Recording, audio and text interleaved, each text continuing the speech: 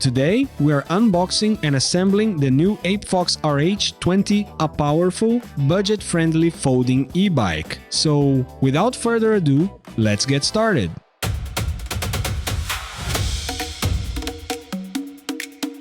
If you're unboxing the bike on your own, it's easier to take it out by laying the box flat on the floor. It's also a good idea to keep the box and all the packaging in case you need to return the bike. Carefully remove all the protective packaging, then set the front wheel aside for now. Inside the accessory box, you'll find the user manual, spare zip ties, aluminum pedals, a little bell, an optional half-throttle, an extra power cable, a tool kit, headlight support and reflectors, and the battery charger. In a second box, you'll find the huge headlight, and lastly, there's a portable air pump. Open the quick release clamp and slide the seat post into place. Make sure the clamp has the right tension. Then close the lever to secure it. Carefully flip the bike upside down. Remove the placeholder axle, and don't forget to remove the brake pad protector. Prepare the front wheel by removing the nuts and washers. Slide the wheel into the fork, making sure it sits properly between the brake pads. Reinstall the washers and nuts, then tighten them firmly.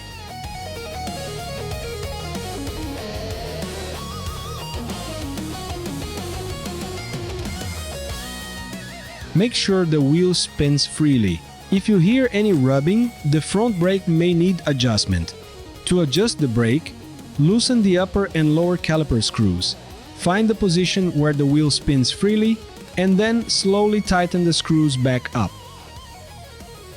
Connect the motor cable by aligning the marked arrows. Then push the connectors firmly together to ensure a secure connection. During recording, I forgot to install the torque arms. Don't make the same mistake. They're important for ensuring a safe ride. Tighten the torque arm bolts firmly. Then, insert the washer and nut onto the axle and tighten them securely. Finally, place the rubber nut covers over the nuts and carefully flip the bike upright. To install the rear fender, remove both screws from the rear fork. Insert a screw through the rear fender arm and tighten it securely. Repeat the process on the other side. Make sure the rear rack is also firmly tightened. Next, remove the placeholder screws from both sides of the front fork. Remove the top screw using a hex key and a wrench. Slide the front fender into position and loosely reinstall the top screw.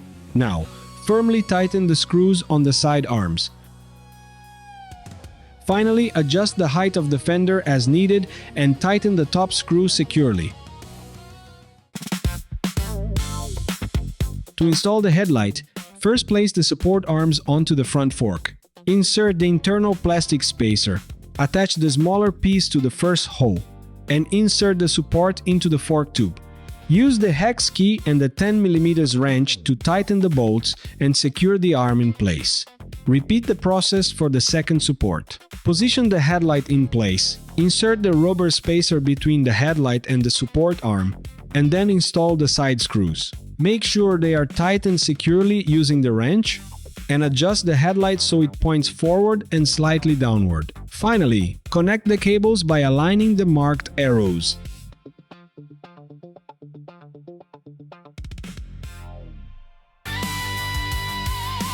The pedal marked L goes on the left side. Screw it in by hand counterclockwise, then tighten it with a 15mm wrench. Repeat the process for the right pedal, but tighten it clockwise.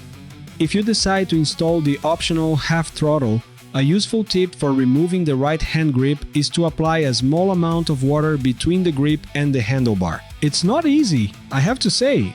Once removed, slide on the throttle, then the plastic spacer, loosen the brake lever and gear shifter to make room for the throttle.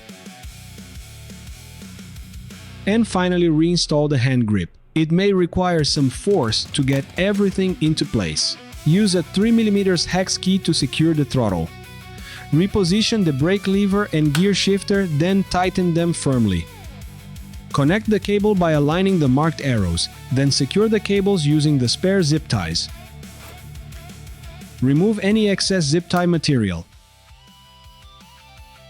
Find the right position for the display and tighten the bolts firmly using the hex key.